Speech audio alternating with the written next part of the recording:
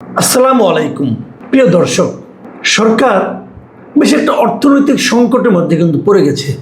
আমরা দেখতে পাচ্ছি যে গ্যাস অথবা জ্বালানি এ সমস্ত সংকটের কারণে সারা দেশে এরই মধ্যে একটা খবর পেলাম, আমরা আজকে সিপিটি দেখলাম, তারা বলছে গত 8 মাসে দেশের 95টা কারখানা স্থায়ীভাবে বন্ধ হয়ে গেছে এবং এর কারণে প্রায় 61,881 জন মানুষ বেকার হয়ে গেছে, মানে তারা কাজ হারিয়েছে।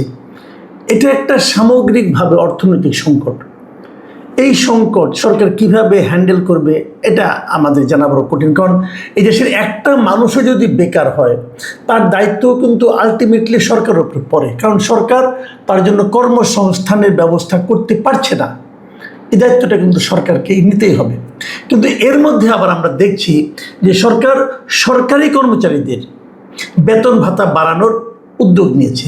ঠিক আছে, তো সরকারি কর্মকর্তাদের যদি আপনি বেতন বাড়ান, কর্মচারী কর্মকর্তাদের, তাহলে আপনাকে কিন্তু অনেক টাকা বাড়তি ব্যয় করতে হবে। সেই টাকার পরিমাণ কত হবে? দেখা গেছে যে বাড়তি ব্যয়ই হবে বছরে 1,06,000 কোটি টাকা। মানে এটা আমাদের যে টোটাল যে বাজেট আছে, যে আমাদের যা মানে তার আপনার বলতে গেলে বেশি একটা বড় অংশ আমাদের এই সরকারি কর্মচারীদের বেতন ভাতায় যাবে।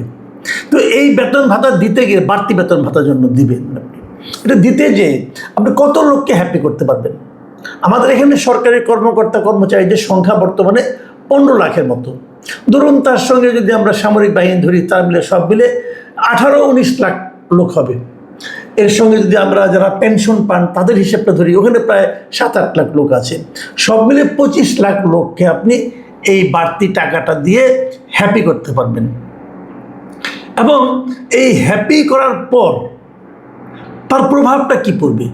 বাজারে প্রভাব পড়বে। যেমন যখনই আপনি নতুন পে স্কেল বাস্তবায়ন হবে, তখনই আপনি দেখবেন যে জিনিসপত্রের দাম বেড়ে গেছে। যখন জিনিসপত্রের দাম বেড়ে যাবে, সেটার দায়ও কিন্তু সরকারের উপর পড়বে। পুরো সমাজের মধ্যে তার একটা নেতিবাচক প্রভাব পড়বে। এবং যারা বেসরকারি চাকরি করেন তারাও তো এই সরকারেরই লোক, তাই না? তারা এই সরকার কিন্তু তারাও ভোট দিয়েছে। এখন এই সরকারকে ক্ষমতায় আসতে যারা সাহায্য করলো, তাদের প্রতি সরকারের দায় দায়িত্ব কতটুকু থাকবে? নাকি সরকার বলবে না, সরকারি কর্মচারীরা আমাদেরকে টিকিয়ে রাখে, আগামীতে ক্ষমতায় টিকে থাকতে সহায়তা করবে, কাজে আমরা তাদের দিকে তাকাবো। সেই কাজটা কিন্তু হাসিনা সরকার করেছিল। আসলে বলা হয়ে থাকে, কেউ কেউ বলেন যে এই যে পে স্কেলের ব্যাপারটা না, এটা হলো অন্তর্বর্তীকালীন সরকার একটা দিয়ে গেছে, তাদের তো বাস্তবায়ন করতে হবে না, তারা এই সরকারের উপর এটা চাপাই দিয়ে গেছে যে এইবার তুমি বুঝছো মজাটা কেমন লাগে। এখন এই সরকার মজা বুঝতেছে। অন্তর্বর্তীকালীন সরকার দুইটা ভয়ঙ্কর কাজ করেছে। একটা হলো এই পে স্কেল করে দেওয়া যাওয়া, যাদের বেতন আপনার 8,000 টাকা ছিল তাদের বেতন 20,000 টাকা হয়ে গেছে, যাদের বেতন 70,000 টাকা ছিল সর্বোচ্চটা, 78,000 বোধ হয়, সেটা হয়ে গেছে 1.5 লাখ টাকা। তো এইভাবে তারা বেতন বাড়িয়ে দিয়ে গেছে। এই বেতনটা বাস্তবায়ন করবে কি? তাকে তো আর করতে হবে না, ইউনিট সরকারকে তো আর করতে হবে না। এটা এই সরকার বুঝবে যে মাসের কয়দিন যায়। এবং আরেকটা ভয়ঙ্কর কাজ যেটা সেটা করছে, সেটা হলো যুক্তরাষ্ট্রের সঙ্গে একটা চুক্তি করে গেছে। এই চুক্তিও এদেরকে বাস্তবায়ন করতে হবে। যাও, কিন্তু ইন্টারেস্টিং পয়েন্ট হলো যে এই সরকার কিন্তু ইউনিট সরকারের এই কাজগুলি নিয়ে কোনো আপনার তারা দ্বিধাও করছে না, কোনো রকম আপত্তিও করছে না, তাদের সমালোচনাও করছে না। তারা যেন মেনে নিয়েছে যে ওরা যেটা করেছে ভালোই করেছে, ওটা আমরা বাস্তবায়ন করব। তো এবার করেন, কীভাবে করবেন আপনি? আপনার টাকা কোথায়? রাজস্ব, মানুষের কাছ থেকে আপনি নানাভাবে টাকা আদায় করছেন। অনেকেও তো এমন কথাও বলছে যে মাঝখানে যে বিদ্যুৎ বিলটা বাড়তি আসলো না, এটা কিন্তু সরকার একটা চাতুর্যের সঙ্গে চতুরতা করে মানুষের কাছ থেকে কিছু টাকা আদায় করে নিয়ে গেলো। ভাবুন একবার, আপনি বলছে কি সবার ডাবল হয়েছে, কারো 2,000 3,000। ভাবেন তো, সারা দেশের যত লোক আছে, যত লোক বিদ্যুৎ বিল দেয়, তাদের যদি গড়ে 500 টাকা করে বেশি বিল দেয়, কত টাকা হয়? এবং 500 টাকা করে বাড়তি বিল হয়েছে, এটা প্রায় সবাই বলেছে আমাদেরকে। তো এইভাবে ছলচাতুরি করে কি সরকারি টাকা ইনকাম করা সম্ভব হবে? ভাবুন আপনারা। আমি জানি না এটা তারা কীভাবে কী করবে, কিন্তু একটা বড় গাড্ডায় তারা কিন্তু পড়ে গেছে। এখন অনেক মানুষ এমনও প্রশ্ন করে, এই যে বেতন আপনি বাড়াচ্ছেন, এই বেতন বাড়ালে পরে এই বেতনের কারণে সরকারি কর্মকর্তা কর্মচারীরা কি ঘুষ খাওয়া বন্ধ করে দেবে? অথবা যারা ঘুষ খায় তাদের বিরুদ্ধে কি আপনারা কোনো অ্যাকশন নিতে পারবেন? যদি অ্যাকশন নিতে না পারেন তাহলে বেতন বাড়িয়ে লাভ কি? আপনি কত টাকা, যারা ঘুষ খায় তারা কি পরিমাণ ঘুষ খায় ভাবুন তো একবার।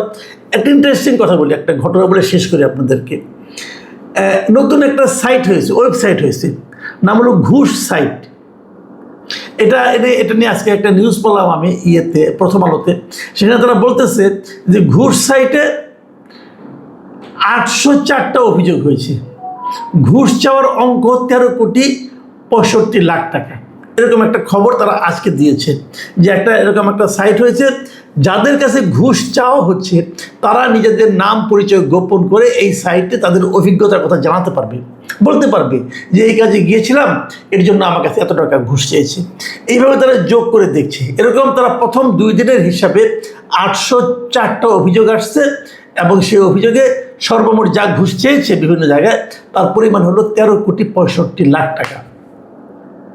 তার মানে 804টা অভিযোগ, মানে 804 জন ধরে নেন, তারা 13,65,00,000 টাকা কিন্তু এইভাবে নিচ্ছে। তাহলে তাদের তো বাড়তি বেতনের দরকার পড়ে না ভাই। আসলে যদি এমন হতো যে বাড়তি বেতন দেওয়ার পর তাদের ঘুষ খাওয়াটা বন্ধ হতো তাহলে নয় মানতে পারতাম, কিন্তু এটা কি হয়? আমি দেখলাম যে এই নিউজটা যদি আপনি পড়েন, আপনারা পাবেন, প্রথম আলোতে নিউজটা আছে। এটা পড়ে দেখলাম যে এই নিউজটা প্রতিষ্ঠা হয়েছে 2 জন লোক, একজন সাইফ কবির, একজন শাহিদ শরীফ। তারা বিদেশের একটা ওয়েবসাইট থেকে অনুপ্রাণিত হয়ে তারা ওয়েবসাইটে এই 2 বন্ধু চালু করেছেন, এবং সেখানে অনেকে যাচ্ছে। আপনিও যেতে পারেন, www.ঘুষ.site লিখে আপনিও সার্চ দিতে পারেন। সেখানে কিভাবে আপনাকে জমা, আমি নিজে সাইটে ঢুকেছিলাম, আমার অভিজ্ঞতা একটু পরে বলছি। তো ওখানে আপনারা ঢুকতে পারেন, ঢুকে আপনাদের অভিজ্ঞতার কথা বলতে পারেন। এখন অনেকে তো বলতে পারে এখানে আমার নাম আছে, আমি ঘুষ চেয়েছি, এটা সত্য না মিথ্যা, আমার মান সম্মান হানি হয়েছে, এ ধরনের অনেক কথাই আপনারা কিন্তু বলতে পারেন। কিন্তু বলেন, কিন্তু যে অভিযোগ যেগুলো আসছে সেগুলো পরে খতিয়ে দেখা হোক। আমাদের দুদক আছে, তারা দেখুক খতিয়ে কি হয়। তো এগুলি কিন্তু খারাপ না। ওনাদের পত্রিকার যে হিসাবটা আছে তার সঙ্গে সঙ্গে আমি আজকে এই সাইটে ঢুকেছিলাম, ঢুকে আমি যেটা পেলাম, ওরা বলেছে যে তাদের এখানে মোট মানে অভিযোগ পড়েছে 804টা। এটা প্রথম 2 দিনের হিসাব, তো এই জন্য আজকে পর্যন্ত আমি দেখলাম অভিযোগ জমা পড়েছে 1894টা। মানে অভিযোগ আসতেছে, লোকজন তো জানতোও না, এখন জানবে, এখন দেখবেন যে মানে বন্যার পানির মতো অভিযোগ পড়তে থাকবে। এবং এখানে আমি ওখানে আগে দেখেছিলাম যে 804টা অভিযোগ জমা পড়েছে এবং ঘুষের পরিমাণ হলো 13,65,00,000। আর আমি আজকে দেখলাম অভিযোগ জমা পড়েছে 1894টা, এবং তাদের কাছে যে পরিমাণ ঘুষ চাওয়া হয়েছে সেই ঘুষের টাকার পরিমাণ হলো 25,61,00,000 টাকা। হিউজ অ্যামাউন্ট কিন্তু। আপনি দেখবেন 2 দিন পরে আরও কত বেড়ে যায়। এবং দেখা যাচ্ছে যে এখানে ঢাকার থেকেই অভিযোগ আসছে 887টি, চট্টগ্রাম থেকে 447টি, এরকম আমি আজকে দেখলাম। এখন অনেকে আবার নিজেদের অভিজ্ঞতাও দিয়েছে যে তাদের কাছে কেন অভিজ্ঞতা, কী ধরনের ঘুষ। যেমন আমি কয়েকটা অভিজ্ঞতা পড়ে শোনাই। যেমন একজন লিখেছে যে 3 বছরের ডিপ্লোমা নার্সিং পাস করার পর হাসপাতালে 6 মাস ইন্টার্নশিপ করতে হয়, সেখানে প্রতি মাসে 6,000 টাকা ভাতা পাওয়ার কথা, কিন্তু 5 মাস চলছে তাও কোনো টাকা পায়নি। এসবের জন্য নাকি খরচ দিতে হয়, পরিসংখ্যান বিভাগে যে কাজ করবে তাকে। আমরা 69 জন শিক্ষার্থী মিলে 18,000 টাকা দিই, কিন্তু এখনও কোনো ভাতা আমাদেরকে দেওয়া হয়নি।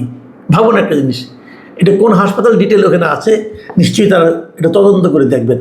দেখেন ইন্টার্নশিপ করেছে, ভাতা দিতে হবে, সে ভাতা সরকারি কিন্তু এটা, সে ভাতাটা দিবে না, এই জন্য টাকা দিতে ঘুষ দিতে হবে। আচ্ছা, বেশিরভাগ ঘুষ দেখলাম অভিযোগ এসেছে ল্যান্ড অফিসের মাধ্যমে, যে নাম খারিজ টারিজ এই সমস্ত। একজন লিখেছেন যে খারিজ করার জন্য টাকা দেওয়া হয়েছে, ভূমি অফিসের লোক বলছে যে এসি ল্যান্ডে টাকা দিতে হবে, তা না দিলে খরিদের সাক্ষাৎ দেবে না। যা কম্পিউটার দোকানদারের মাধ্যমে 20,000 টাকা দেই আমি, 20,000 টাকা দিছে জাস্ট খারিজ করার জন্য। আরেকজন লিখেছে যে এনআইডি কার্ড বানাইতে গেছিলাম, তিনি লিখছেন যে এনআইডি কার্ড বানাইতে গেছিলাম, জরুরি থাকায় একটু তাড়াতাড়ি করে দিতে বললে প্রথমে নেতার রেফারেন্স খুঁজে পরবর্তীতে 6,000 টাকা চায়, 2 দিনের ভিতর কার্ড বানাই দেবে বলে। ভাবুন একবার। আরেকজন পানির টেস্ট করতে যাচ্ছে, বলতে ওনাকে ঘুষ না দিলে উনি পানির টেস্ট রিপোর্ট চেঞ্জ করে দেন, তারপরে জনস্বাস্থ্য প্রকৌশল অধিদপ্তরের কাকরাইলের কারো একজন নাম দিয়েছে, ভালো পানিকে উনি খারাপ পানি বানিয়ে দেন, যে কেউ যাচাই করে নিতে পারেন। মানে এগুলি যে ঘটনা তারা লিখেছে, এগুলিকে কিন্তু আপনি একদম ইগনোর করতে পারবেন না। এই দেশে এভাবে ঘুষ নেওয়া হয়। আমি এই ওয়েবসাইটটা করাতে মানে আমার কাছে খুব ইন্টারেস্টিং মনে হয়েছে, আপনারা সবাই দেখবেন।